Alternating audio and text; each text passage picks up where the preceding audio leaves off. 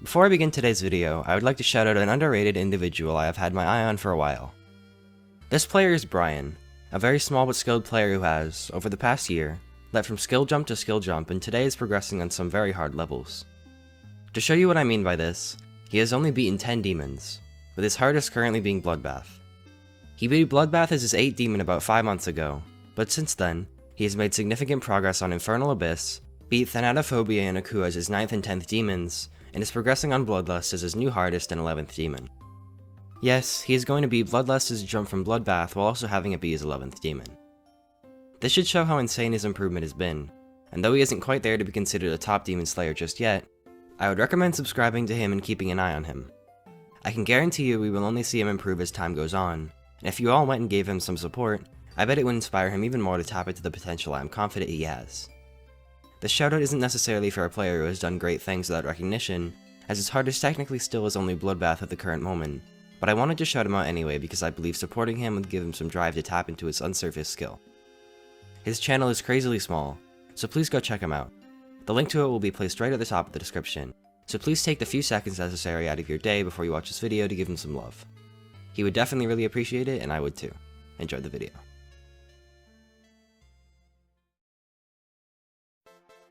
Hey everyone!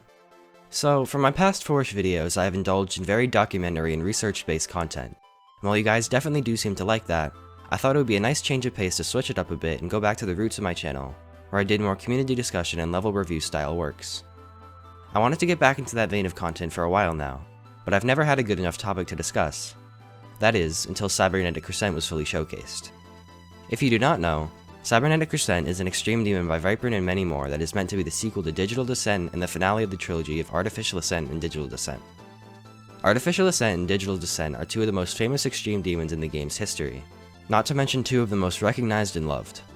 With this said, when Cybernetic Crescent came out, many were excited to see what the level would amount to. The level was originally previewed on Viprin's channel a few months over a year ago, on October 27th, 2019. It has been in the works since, and with that long of a wait time, most community members expected great things from the elite group of creators behind it. Now that it has been fully unveiled by Technical's public runs and its verification, some have liked what it presents. I, however, find myself a member of the party of individuals in the community that have a strong distaste towards what the extreme demon gives us. In my eyes, Cybernetic Crescent is incredibly overhyped and a large disappointment in numerous regards and perspectives. From its lack of a coherent theme and synonymous decoration to how lackluster many individual parts are, to how incredibly inconsistent the quality and style of parts is, as well as how experimental it is compared to the theme the level is meant to have, I have quite a lot to say about this level and why I feel so strongly about it. I would really appreciate it if you could hear me out in full, even if you do disagree. And if you have a bone to pick with some of my points, I would gladly hear you out in the comments. That being said, please do watch the whole video before you comment if you do plan on it. I have gone to extreme depths to pick apart each section of the level for myself to create a clear argument as to my beliefs about this level and why I think it is highly disappointing, so hopefully you can all distinctly understand where I am coming from. Anyway, enough said for the intro. Let's get into my argument against Cybernetic Crescent.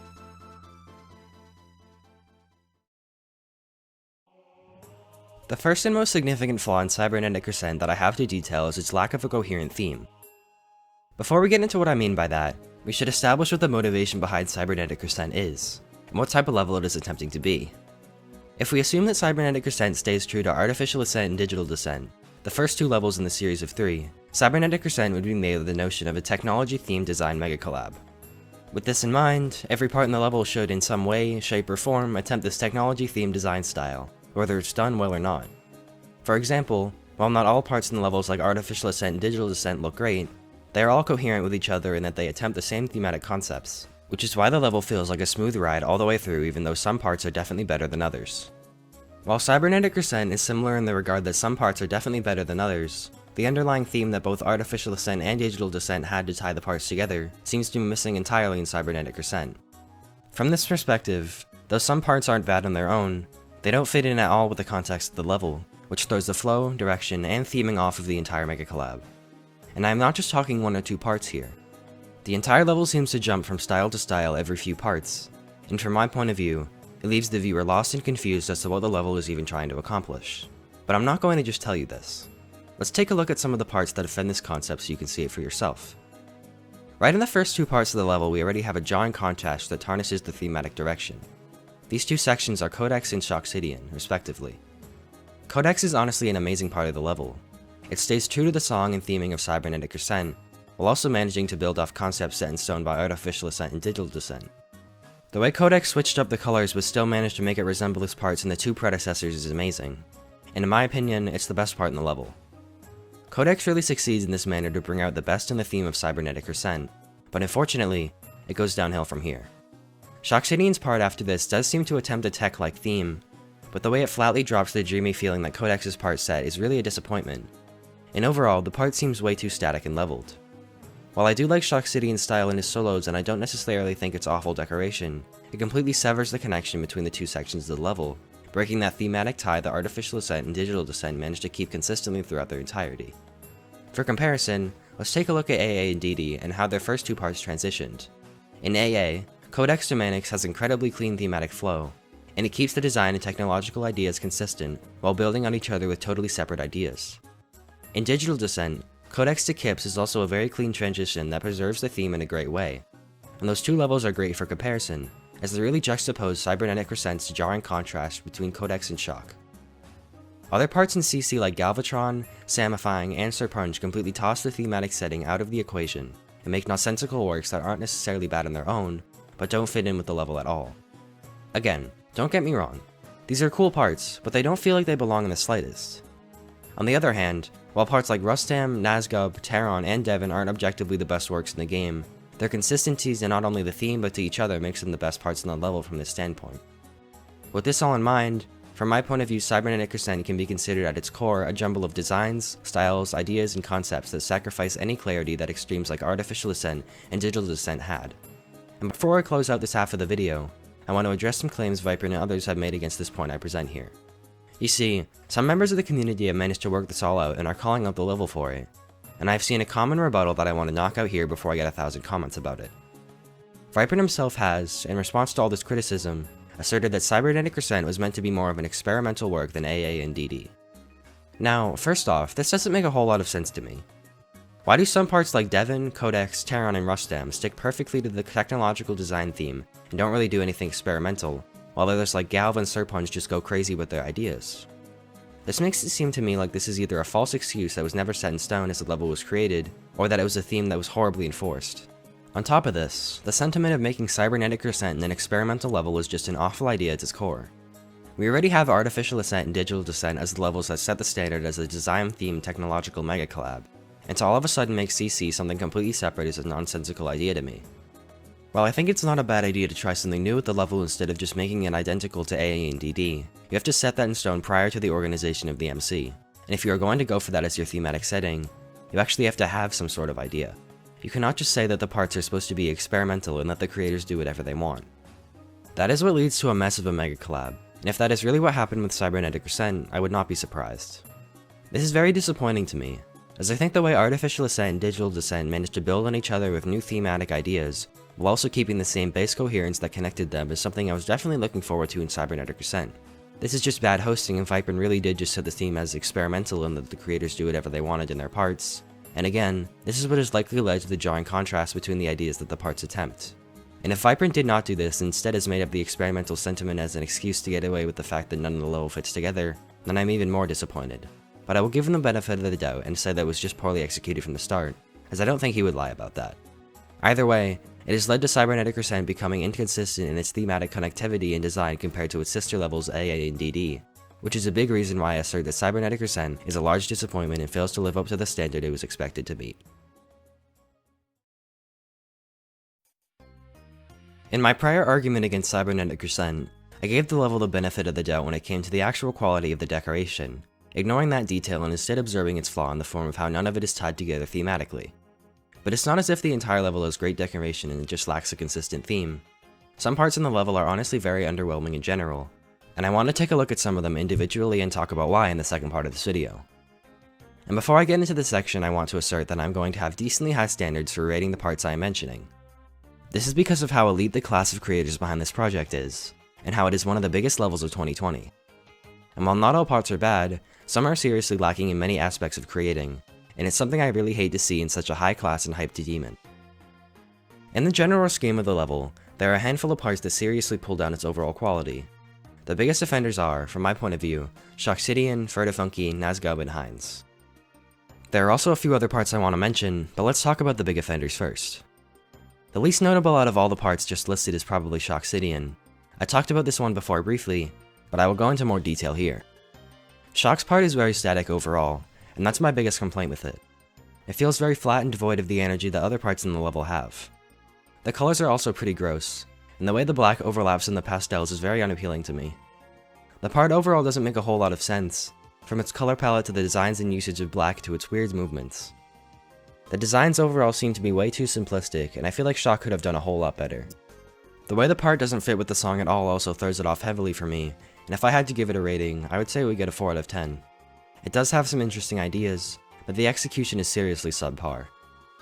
Fertifunky is the next part I want to talk about. This is probably the most disappointing in the whole level for me.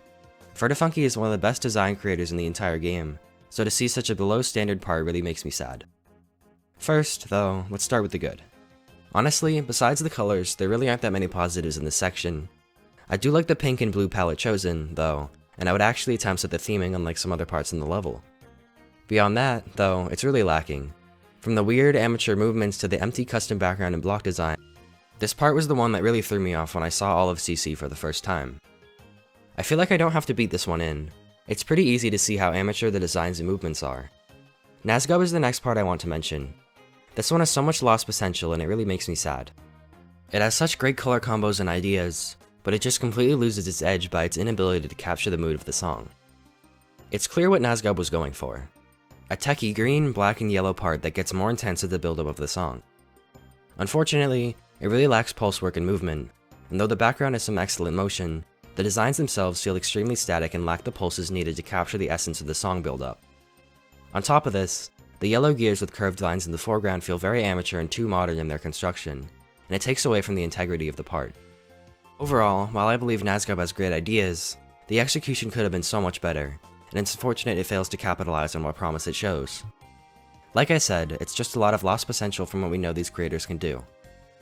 The last one I want to mention is Heinz. Heinz's part is definitely one of the most disappointing in the level for me. While it has very solid design and color ideas, there's hardly any changing in the chroma and movement outside of the very faint custom background. It's very dark and hardly fits with the song at all, and it seriously needs so much more work with movement and pulses for it to be considered a passable section in the level. It's honestly really disappointing how much promise is lost in this part, as so much more could be done with the ideas in the blocks, colors, movement, and background. All the potential in this part is left untapped, and it irks me how it's just left in such a raw state. This is one of the bigger offenders of the notion that many parts in Cybernetic Crescent have, quite plainly, bad decoration. Combined with how elite the group of creators behind this project is, I don't think I have to further stress how this gives Cybernetic Crescent the label of a disappointing level. And it's not like there are only two extremist sides of the quality of parts in the level.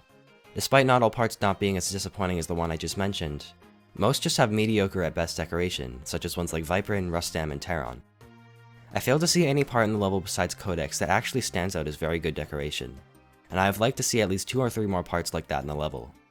It's unfair to expect that every part will be amazing, but to only have one genuinely good part in a group of such high-class creators, while at the same time having parts like Heinz and Ferdy that are incredibly amateur and lacking, inevitably leads us to the argument-supporting conclusion that Cybernetic Crescent is a disappointing level.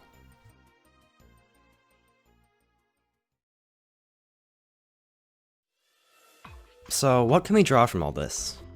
Well, like I said in the 2 sections of the video, I believe that Cybernetic Crescent is largely a failure at what it aims to be, not only thematically but also in terms of quality. If I'm honest, the levels in the series have gotten progressively worse.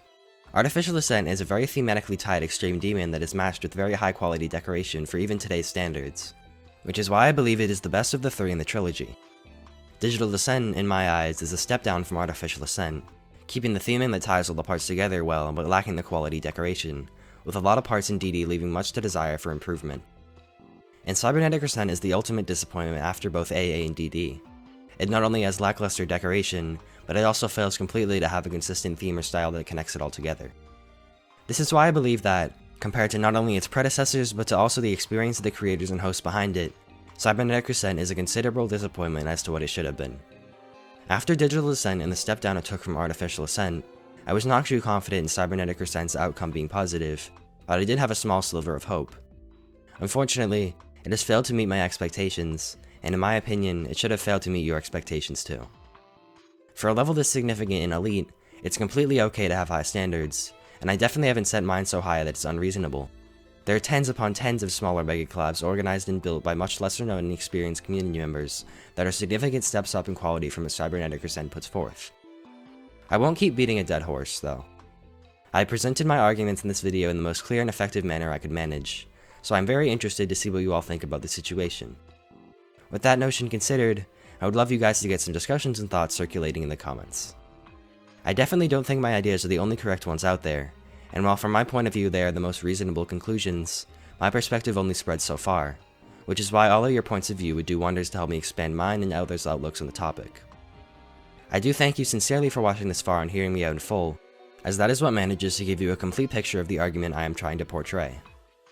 I apologize that this video was likely not as entertaining or research heavy as my other ones have been as of late, but I did very much enjoy making it, so I hope you at least enjoyed listening. I do have some cool things coming in the future for my channel, so get excited for those. By the way, I did make a community post about this, but I want to thank you all so much for the crazy support you have given me in 2020 and for helping me reach 10,000 subscribers. That number is really just a dream come true, and I love every single one of you. I promise I will continue to work hard to improve and make quality videos for you all. Let's make 2021 an even better year than this one. Seriously, thank you all so much for watching this far and supporting my endeavors as a whole, and I hope you enjoyed this video. With that all said and done, I will close this one out. See you guys all next time.